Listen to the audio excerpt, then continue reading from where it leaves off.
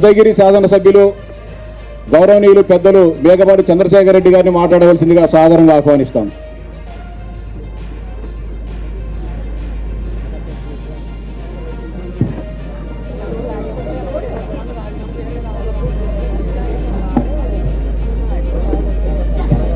ఈరోజు చాలా శుభదినం.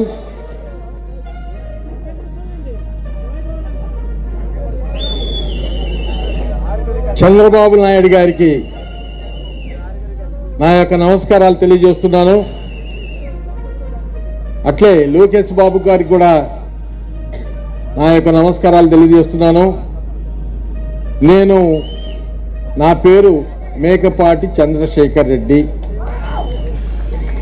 నేను 4 తూర్లు ఉదయగిరిలో గెలిచినటువంటి వ్యక్తిని.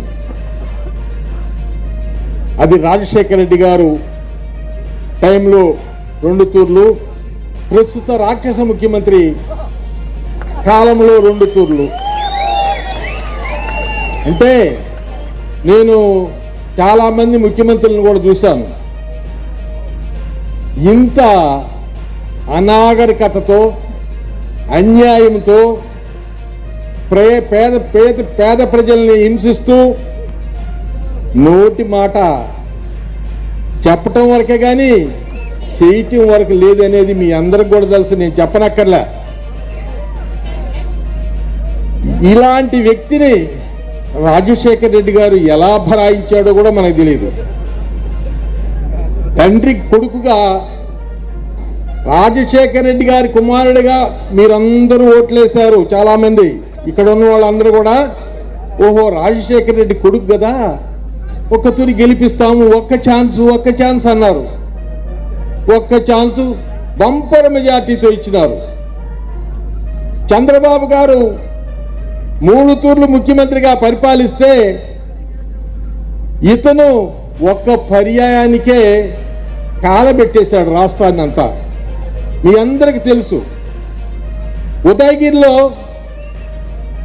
నేను తప్ప ఎవరు గెలవరయ్యా, నాకు టికెట్ ఇమ్మంటే నా టికెట్ని అమ్మేశారండి, అమ్ముకున్నారు. ఎంత గొప్పతనం చూడండి. నాకు తెలుగుదేశంలో కూడా మంచి స్నేహితులు ఉన్నారు. ఆ స్నేహితులు నేను బాగా ఉంటాము. వారు చెప్పిన ప్రకారం కథ నడిచిపోయింది. నేను ఈరోజు తెలుగుదేశంలో చేరాను.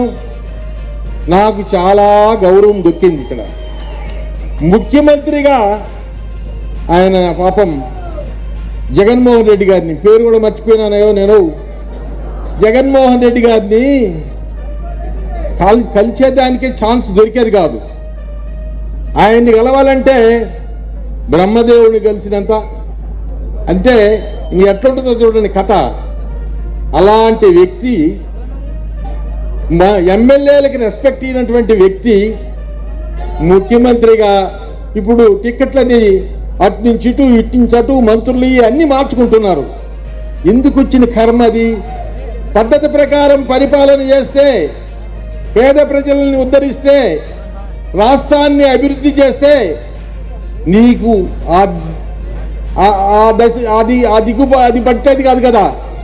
అది చేతగాక, పరిపాలన చేతగాక డబ్బు డబ్బు డబ్బు డబ్బు అనే డబ్బాతో రాష్ట్రం నాశనం అయిపోయింది. అయ్యా, మనం కానీ ఇంకా ఆ పార్టీకి ఓటేస్తే రాష్ట్రం బాగుపడదు, అభివృద్ధి శూన్యం, చదువుకున్న బిడ్డలకు ఉద్యోగాలు ఉండవు, ఎవరికి కూడా అభివృద్ధి అనేది కనబడదు.